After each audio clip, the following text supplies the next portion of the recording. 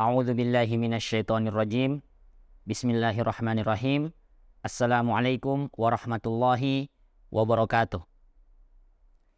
Alhamdulillahi haqqa hamdih wassalatu wassalamu ala khairi khalqih Muhammadin rasulihi wa abdih wa ala alihi wa sahbihi min ba'dih. Asyhadu an la ilaha illallah wa asyhadu anna Muhammadan abduhu wa rasuluh la nabiyya wa la rasula ba'dah. Subhanaka la ilma lana illa ma 'allamtana innaka antal azizul hakim. Rabbi shrah li sadri wa yassir li amri wahlul 'uqdatam min lisani yafqahu qawli. Amma ba'du. Jamaah kaum muslimin, para pemirsa yang dimuliakan oleh Allah Subhanahu wa taala dimanapun Anda berada. Syukur kita kepada Allah Subhanahu wa taala semoga bisa terus terucap lewat lisan kita, karena atas begitu banyaknya nikmat Allah Subhanahu wa taala yang telah diberikan kepada kita sampai kita masih bisa dipertemukan kembali dalam pertemuan yang insya Allah berkah ini. Salawat beserta salam terus juga kita kirimkan kepada suri tauladan kita Nabi Muhammad SAW, dan juga kepada keluarga-keluarga beliau dan para sahabat-sahabat beliau semuanya, wa manistan nabi sunnatihi, dan juga orang-orang yang terus mengikuti sunnah-sunnah Rasulullah SAW hingga hari kiamat nanti. Para pemirsa yang dimuliakan oleh Allah Subhanahu wa taala, alhamdulillah di kesempatan kali ini kita akan melanjutkan pembahasan tentang kitab Bidayatul Hidayah yang ditulis oleh Hujjatul Islam Al-Imam Al-Ghazali rahimahullah. Setelah di pembelajaran sebelumnya kita sudah membahas tentang adab-adab untuk berwudu, maka di kesempatan kali ini kita akan lanjut ke dalam pembahasan adab-adab mandi wajib. Karena Imam Ghazali membuat catatan buku ini itu seperti membuat catatan harian apa yang harus dilakukan seorang muslim mulai dari bangun tidur sampai tidur lagi. Maka mulai dari adab bangun tidur apa yang harus dilakukan. Kemudian adab berpakaian seperti apa. Setelah itu seseorang baru bangun tidur, mengganti bajunya dan biasanya ke kamar mandi untuk siap-siap melaksanakan ibadah salat subuh. Maka kemudian beliau menyinggung, dan kalau misalnya di malam hari ihtalama, jika seorang muslim itu ihtilam, entah mungkin karena mimpi basah, atau mungkin karena habis berhubungan dengan pasangannya, dengan istrinya atau dengan suaminya, maka ada juga adab-adab ketika kita harus melaksanakan ibadah mandi wajib. Karena di antara beberapa hal yang membuat seorang muslim itu wajib untuk melaksanakan ibadah mandi junub, di antaranya adalah ihtilam, atau keluarnya air mani dari kemaluan seseorang, baik karena mimpi basah atau karena ketemunya kemaluan dengan kemaluan. Para pemirsa yang dimuliakan oleh Allah Subhanahu wa taala, terkait tentang adab mandi wajib ini sangat penting kita ketahui. Alasannya karena bersuci atau toharah itu adalah pintu untuk kita melaksanakan ibadah sholat. Artinya sholat kita tidak akan sah kecuali kalau kita sudah benar toharohnya, sudah benar wudunya, sudah benar mandi wajibnya. Maka semoga di kesempatan kali ini kita bisa belajar bersama bagaimana tata cara mandi wajib seperti yang dianjurkan oleh Rasulullah SAW. Berangkat kepada pembahasan mandi wajib itu sendiri, ada beberapa poin-poin yang harus kita lewati dengan teratur supaya mandi wajib kita itu menjadi baik dan benar. Dimulai dari yang pertama, yaitu kita berniat. Kita hadirkan niat dalam hati, saya ingin berniat mandi wajib atau mandi junub untuk mengangkat hadas besar karena Allah Subhanahu wa taala. Kemudian poin kedua, yaitu mencuci kedua telapak tangan kita sebanyak 3 kali.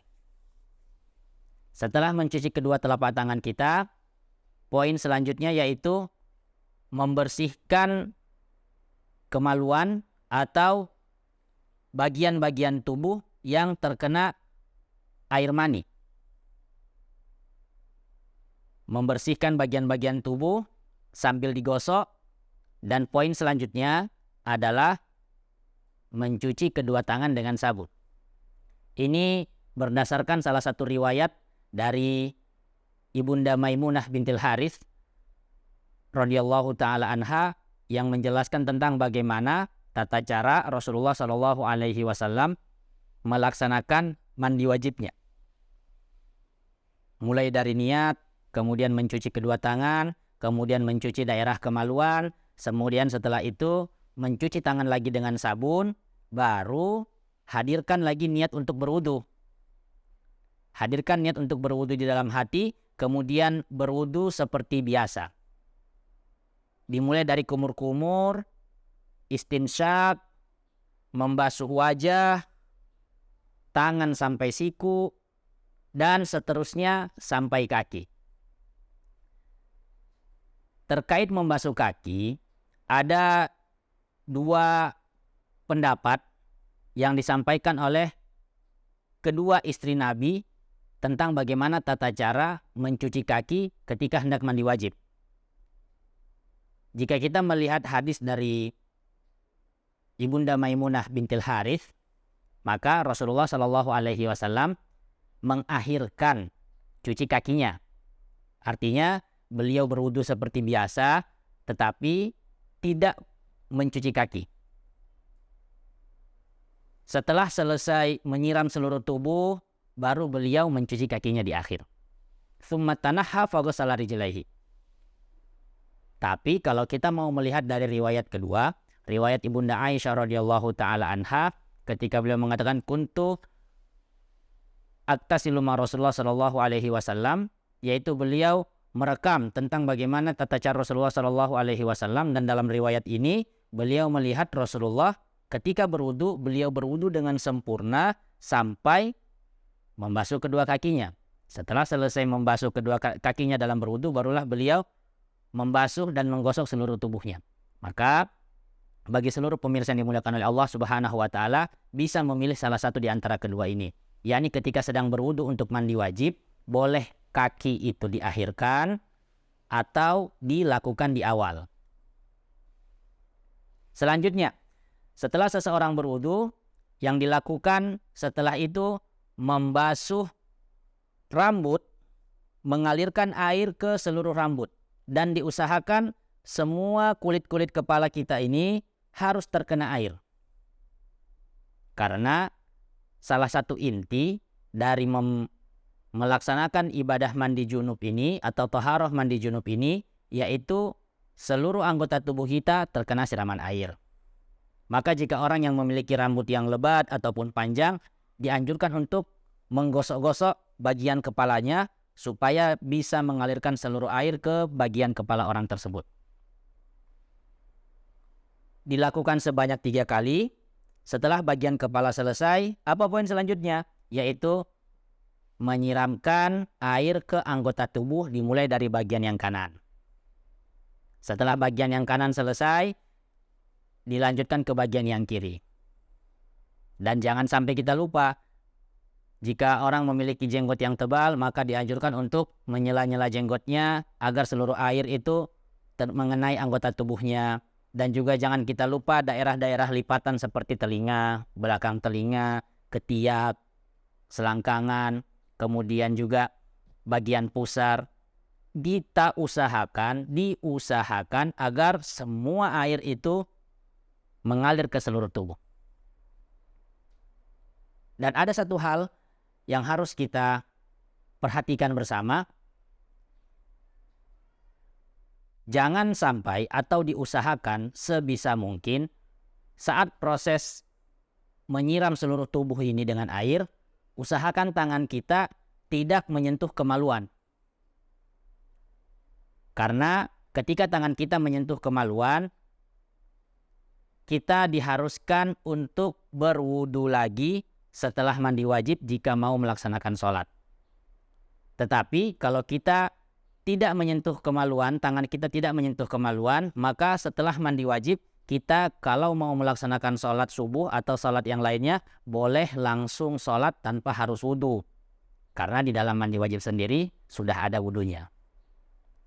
Para pemirsa yang dimuliakan oleh Allah Subhanahu wa Ta'ala,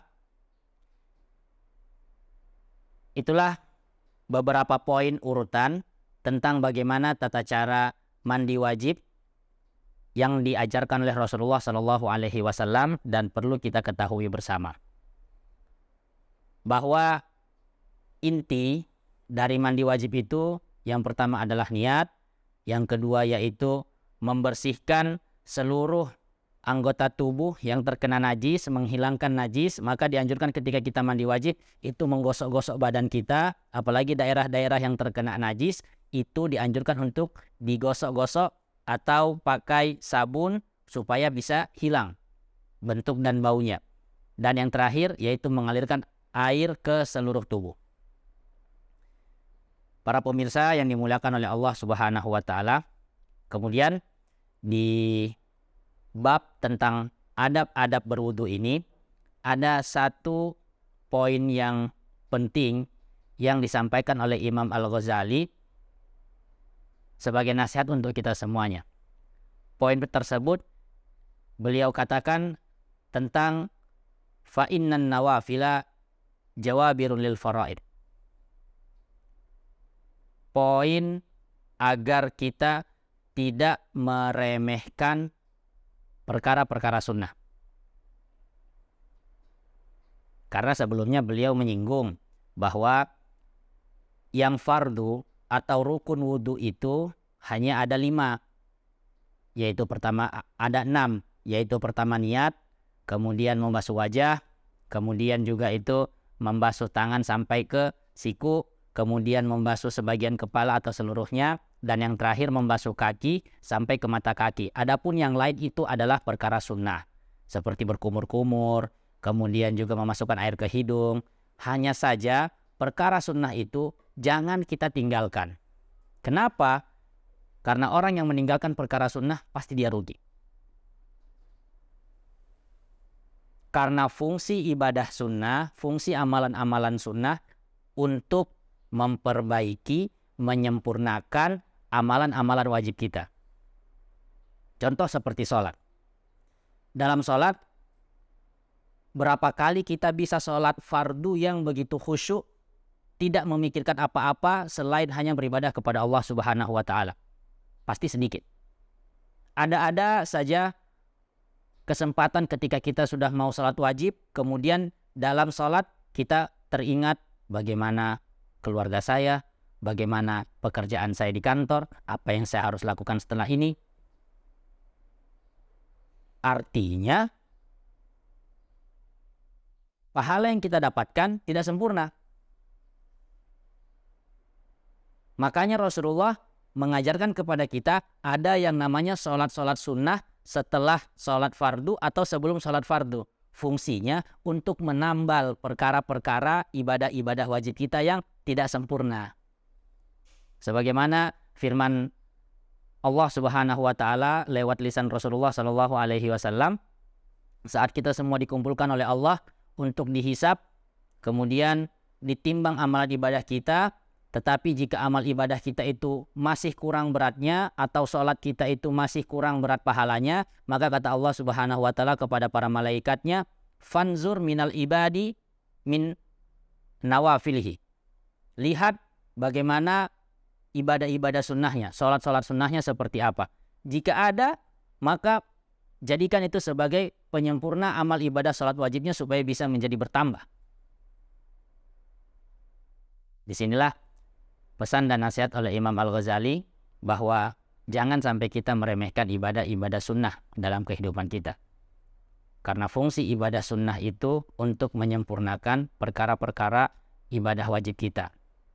Dan jika perkara wajib kita itu sudah sempurna, maka fungsi ibadah sunnah yang lain untuk mengangkat derajat kita di hadapan Allah Subhanahu wa Ta'ala. Sebagaimana fungsi wudu yaitu untuk menghapuskan dosa-dosa, di antara keutamaan wudhu itu menghapuskan dosa-dosa yang dilakukan oleh anggota tubuh kita. Maka di saat tidak ada dosa-dosa kecil yang bisa dihapus oleh air wudhu dari anggota tubuh kita, apa yang akan kita dapatkan dari Allah? Allah akan derajat kita dengan wudhu yang selalu kita jaga. Para pemirsa yang dimuliakan oleh Allah Subhanahu wa Ta'ala, itulah 2 poin penting dari adab-adab mandi wajib yang kita sudah bahas bersama di kesempatan kali ini. Semoga apa yang kita dengarkan ini, apa yang kita ketahui bersama ini dapat kita amalkan, dan semoga apa yang kita amalkan itu diterima oleh Allah Subhanahu wa Ta'ala dan menjadi pahala buat kita bersama. Kita tutup dengan doa kafaratul majlis. Subhanakallahumma wa bihamdika asyhadu an la ilaha illa anta astaghfiruka wa atubu ilaik. Wallahu ta'ala alam. Sallallahu ala sayyidina Muhammadin walhamdulillahi rabbil alamin. Wassalamualaikum warahmatullahi wabarakatuh. Baik para pemirsa, sekarang kita akan melakukan praktek dari bagaimana tata cara mandi wajib itu sendiri. Pertama-tama kita bilang bahwa kita hadirkan niat dalam hati. Kemudian setelah berniat, yang kita lakukan adalah mencuci tangan. Mencuci tangan dilakukan sebanyak 3 kali. Setelah mencuci tangan, kita mencuci daerah di kemaluan.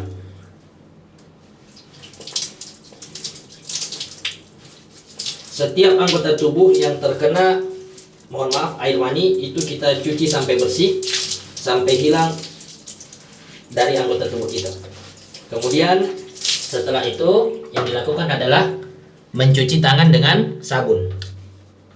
Kita ambil sabun, kemudian cuci tangan lagi.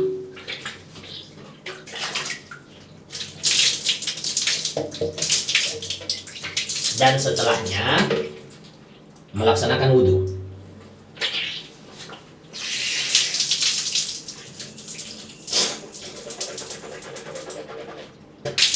Kumur-kumur, kemudian memasukkan air ke hidung. Setelah itu wajah. Setelah wajah, tangan. Dari siku sampai ke jari-jari, jangan dilupa sela-selanya.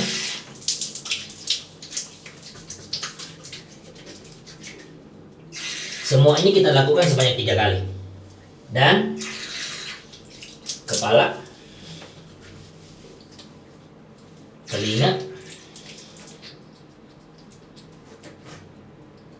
kemudian kaki.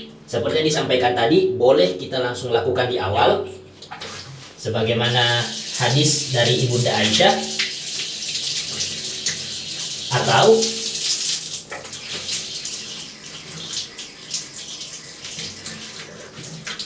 boleh juga kita lakukan di akhir setelah selesai urutan mandi wajibnya, sebagaimana hadis dari Ibunda Maimunah bintil Harith. Setelah selesai perkara wudhu kita, barulah kita mencuci seluruh kepala sebanyak 3 kali.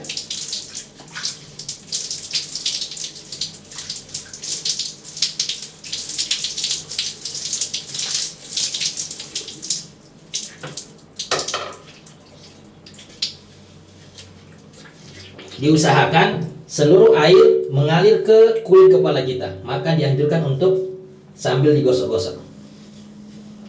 Setelah selesai kepala, barulah kita menyiram anggota tubuh mulai dari yang kanan.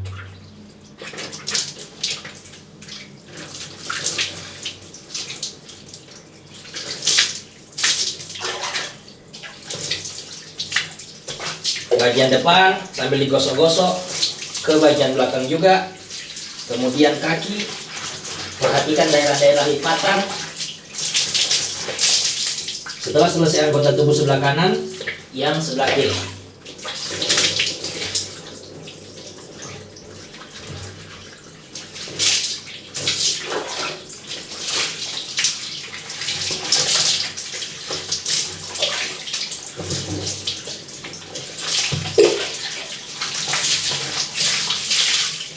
Setelah semuanya sudah terkena air, Maka bagi yang ingin mengambil cuci kaki di akhir, sekarang waktunya untuk mencuci kaki.